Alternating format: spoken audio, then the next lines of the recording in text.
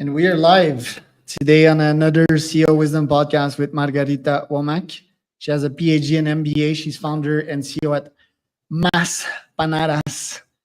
She was Ernst and Young Entrepreneur of the Year, Mid-Atlantic, top CEOs as well in Washington Business Journal awardee. Another cool fact about her, so she studied at Princeton, originally from Colombia, lived a bit in Canada. Very cool person to talk to, it seems. This podcast is presented to you by podpire.com. If you want to start your own podcast or monetize it, go to podpire.com. Marga, welcome to the podcast. Tell me a bit more about yourself and what you're up to nowadays. Oh, thank you so much. Well, what else? You got a good summary there. I came to the U.S. now 25 years ago after being born and raised in Bogota, Colombia. And I left not because it was my plan, really. You never know, life just can take so many twists and turns. But unfortunately, as many Colombians, I had to leave because my family was extorted by a guerrilla group called FARC, Fuerzas Armadas Revolucionarias de Colombia. Studied them yesterday. They're interesting for sure. Yeah, I'm studying the wiki bio of one of your ex-president, Uribe, which allegedly also had ties with paramilitary. Maybe he was, I think it was after your time, after you left. But start with that. Start about how that situation helped shape who you are and who you are as an entrepreneur nowadays. Definitely a big part of, I think, shaping who I am nowadays. It's not at all what I would have anticipated my life would be, where I am and who I am nowadays. And it all starts with that event and having to leave Colombia. Had you asked me when I was 18, I was going to study biology in Colombia, and you live at your parents' house until you get married almost. And then I would potentially go abroad to then do a PhD. And I wanted to be an academic, maybe spend a lot of time at a lab, and who knows, maybe even get the Nobel Prize kind of thing, right? Like really, really a deep career in science. But it wasn't really meant to be that way. And when I had to leave, I had to completely reinvent myself. I didn't really speak English at that time. I had learned English at school, but it was something you can read, you can sort of write, but certainly not speak and certainly not function in English. So it was a bit of a shock. And also just first time I was living on my own. And of course, very difficult to leave your family and friends behind, especially when you didn't really want to. But you realize that you're so much more adaptable than you think you are. And no matter what life throws at you, you can figure it out. And I think that's what's been my driving force and sort of my approach to anything. There is a way, and if there's no way, I'm going to make it happen. Love that. Specifically, what does it look like to being extorted? It's like you're someone with money in a quote unquote developed country, and these guys, they just come at you and they're saying, okay, from now on, you're going to pay us 2,000 USD per month, else we're going to harass you and do some bad stuff to your family. Is that how it looks like? Similar. So it was a time in Colombia where these guerrilla groups were really active, and it was a business, really. So they had done some terrible, terrible things. And so people were really afraid. They would call you. We never saw them. They would just call you and say, we are FARC. We are this particular group within FARC, and we need money. So you give us money. I can't remember exactly what they were asking for. And if you don't, just imagine it. They won't even say. So you take them seriously because they've done so much damage. But at the same time, we know that there were people in jail with disposable cell phones just grabbing a phone book and calling random numbers. And people would just comply because they didn't want to run the risk. I do have friends that were kidnapped, that were away for months. I do have friends that were shot during kidnapping attempts. But we did have an event when I was a little kid where a group of armed guys just burst into our home and kept us in bathrooms separated from one another. And I remember they pointing at my brother's head with a gun. So it is real, it happens. So you just don't want to run the risk and generally do whatever they tell you to. My mother, however, I think is an incredibly brave person and said, I'm not playing the game because you comply. You're just going to call your neighbor afterwards, right? And just continue that way. So she said, we're going to pay.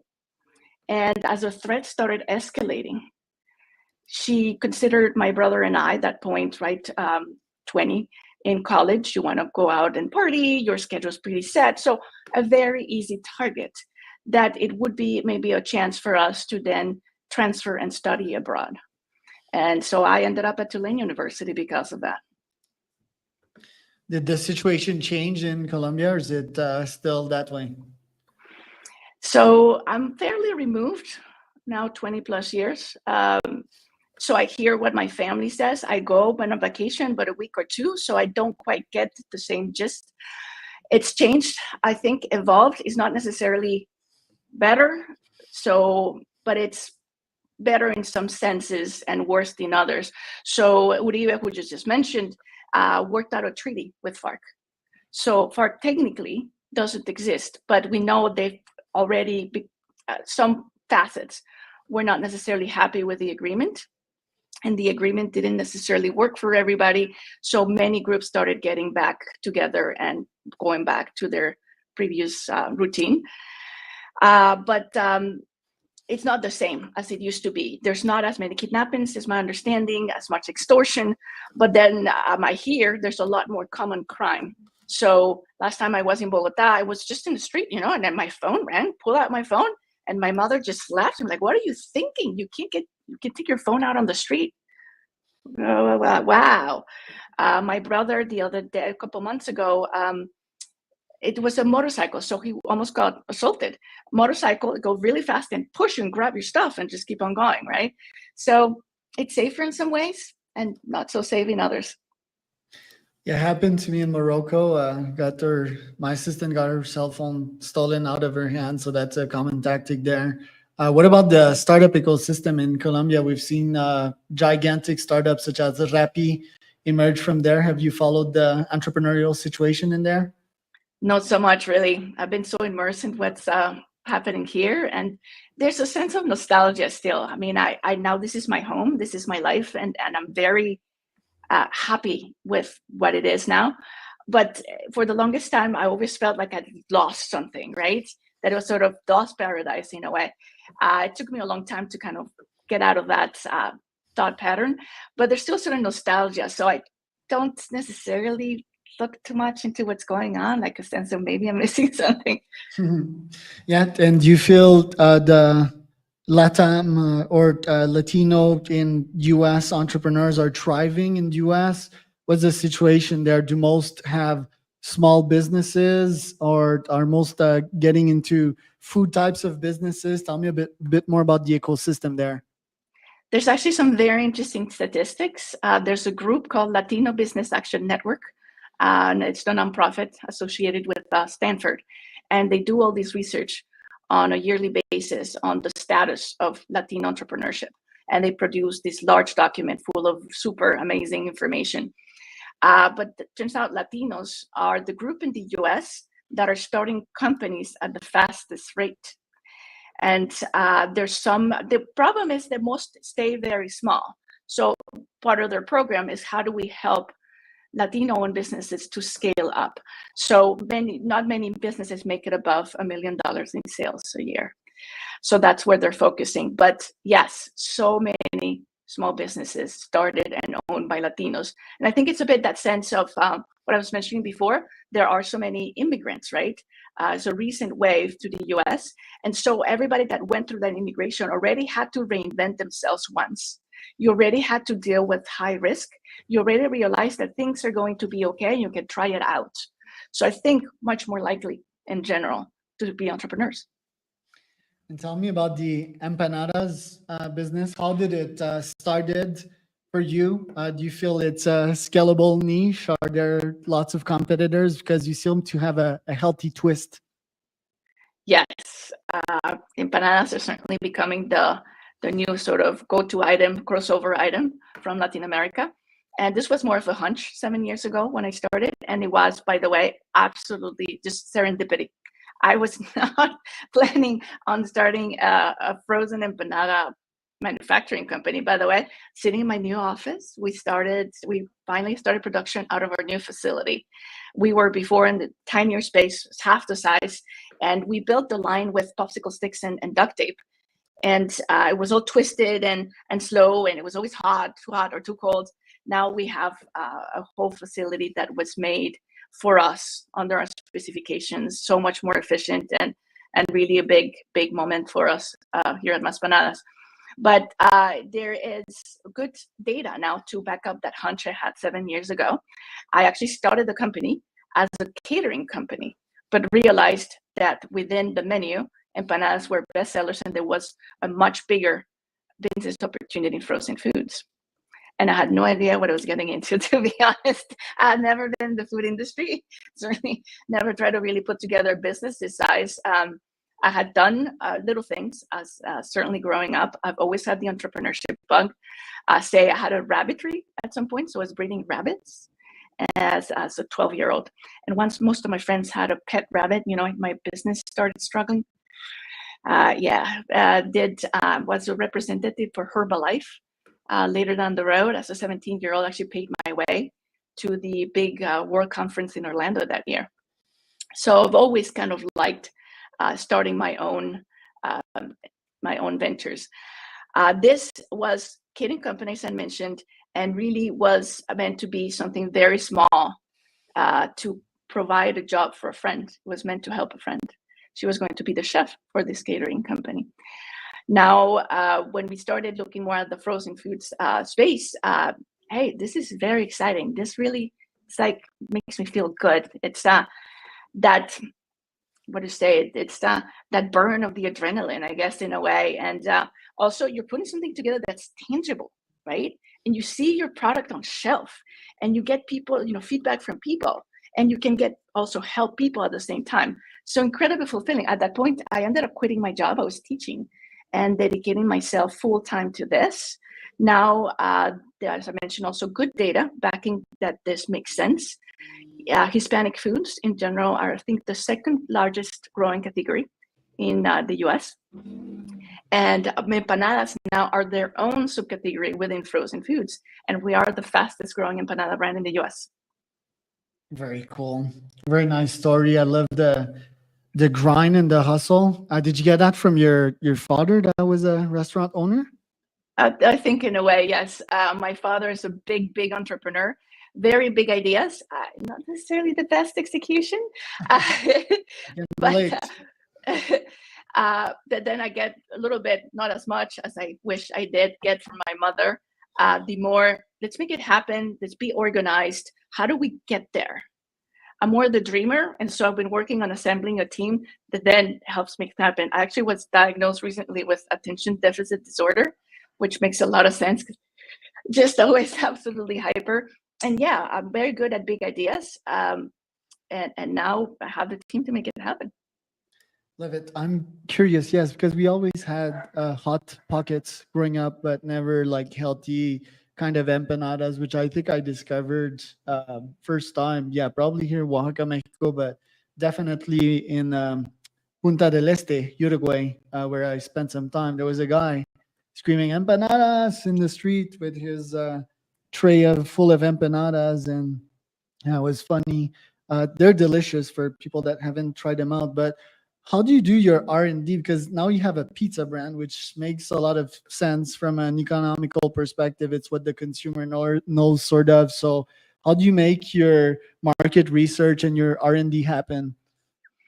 When we started, we did a lot of experiments to learn and understand what flavors would mesh well with the American palate. We started with very traditional recipes. Empanadas are a little bit like barbecue. That's what my husband likes to compare it to.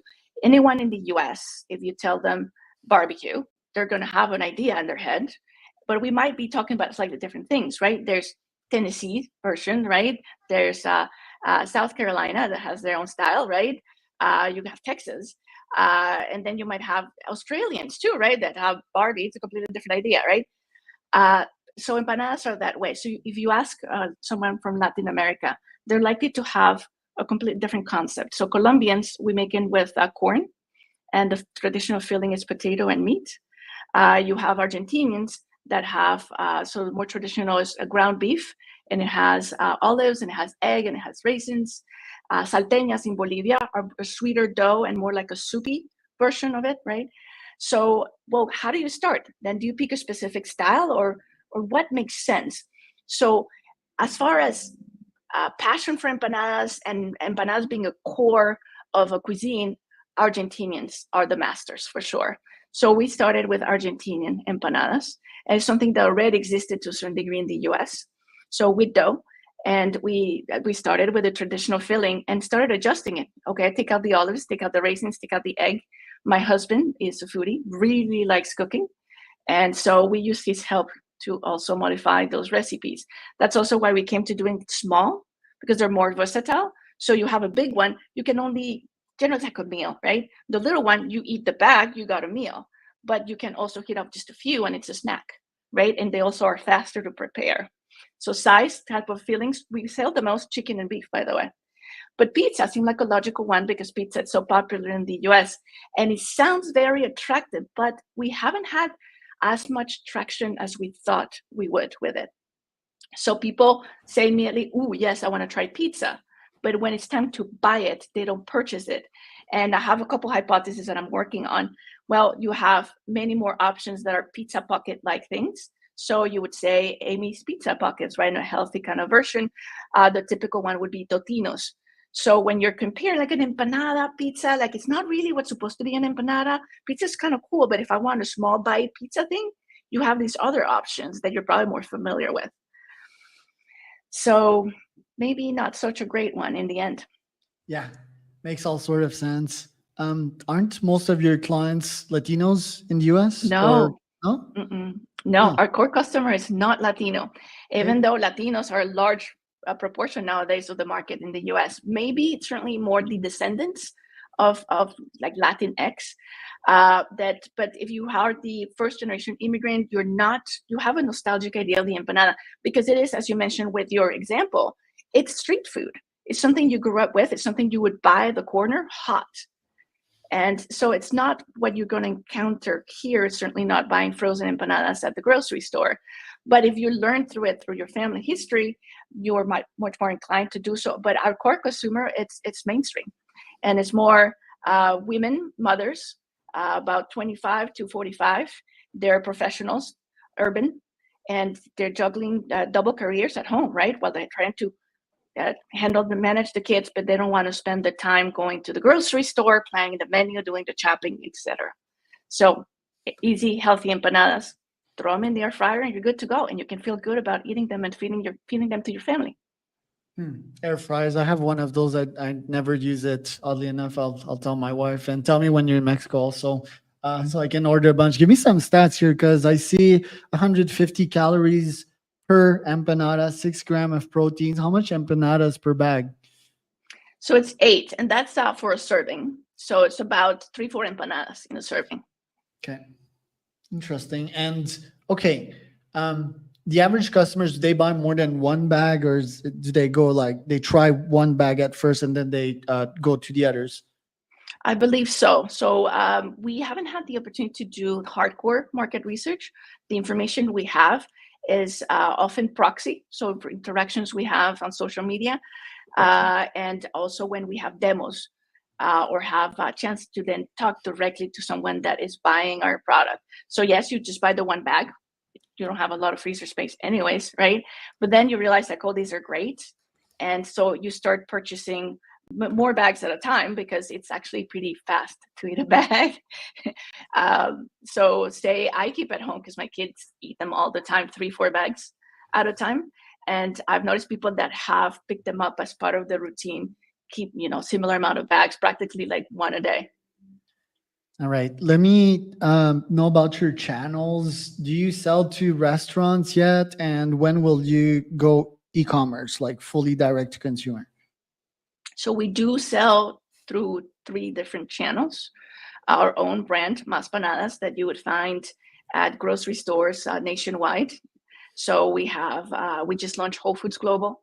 We have Sprouts. You can find it through Home Chef, HelloFresh. Right now, Costco rotation in Northeast. So we have about 3,200 locations, doors currently. And that's what we've been growing the last 12 months or so. But we also do food service, starting to take a little bit more force, more growth. So we're launching at schools in the area. We have some restaurants that serve them, but hotels, event venues, country clubs is a great item for caterers. So that's another channel for us. And because we are manufacturers, we also do private label. So make the product under someone else's brand. And what would it take you to get you into a Taco Bell? So they probably wouldn't. So they had empanadas before, not that long Not ago. as good as yours. No, they're definitely not as good as mine. I tried them, by the way. I did try them, and I saw them at Wawa also, and at Dunkin' Donuts. So see, they're really becoming ingrained in the American culture. So we would probably manufacture for them as private label. If you know anyone, please let me know. Would love to connect with them. I don't know anyone, but my AIs do. So that's my specialty, getting people in the door. My first business was a nootropic, and we used to get in a bunch of stores. So AI outreach always has a way, whatever the industry. I'm curious about the margins. For example, on my nootropic business, I think we had like 50% margins of profits. Does it look that way in the food industry as well? No, it's much more narrow, especially in frozen. So, and that 50% was your gross margin. Yeah, gross margin. Yeah. And so there's a piece for consumer packaged goods, you have trade spend. So all the costs associated with getting your product on shelf, and you do that one above the line. So my margins might be in the 50% for the product prior to trade spend, but trade spend can be 20, even 30% when you're starting. So for example, now that we launch at Whole Foods, that first order that goes to every store, 2 cases per SKU, and we launch with 3 SKUs. So the first 6 cases were free to them. And because it still goes to a distributor and the distributor takes it to the retailer, what you get is a bill back from your distributor because they got to still make their margin on that product that went free to Whole Foods. And that's quite a bit of money. So you account for that over the line, above the line, and can really take a hit on your margins. Thus, they have to be technically very healthy. But getting there is a lot of work. And frozen, getting to the 50s, not so much. 40s, if you're really healthy, very lucky. From my experience, I tried with a distributor back then, and I would cut them. They're just glorified salespeople. I would just like scrape a list of all decision makers at big supermarkets and so forth, like Whole Food, Costco, and I'd reach out to them with intelligent stuff, right? Mentioning that this is where we could place the product. This is why we'd be a good pick in that very time, and why we'd be a bestseller, for example. I do that at scale with my AI, sending the email. What would it take for you to do e-commerce as well? That would provide like very valuable market data, no? Very true. And yeah, you asked before, yes, and we want to do it. We tried it during the pandemic. It was an obvious thing to do. The fulfillment is the difficult part, especially when you do frozen foods. You have to purchase special packaging. You have to purchase ice, and then the shipping's more expensive. Not only the weight, but frozen. Dry ice takes special for the carriers. So it ends up being like, so if you sell an $8 empanada bag, you're probably paying $50 for the packaging and shipping. So prohibitive, right? We found, however, that we can work with third-party logistics where they aggregate products that are frozen, and so they're much more efficient because of the volume. And so we're going to start doing that hopefully next year. Yeah, just a minimum purchase order, I guess. But yeah, it's challenging. And then my brain is like, could we make something that is less perishable or not to be frozen? Have you thought about that? Yes, like some sort of empanada chip would be kind of fun, right? Yeah. It would be delicious, yeah. Yeah. I've thought about it. So give me a few months. Very cool. Where can people find out more about you, Margarita? Online, for sure, LinkedIn, and there's been a good number of publications recently. So there's quite a bit to read online right now. That was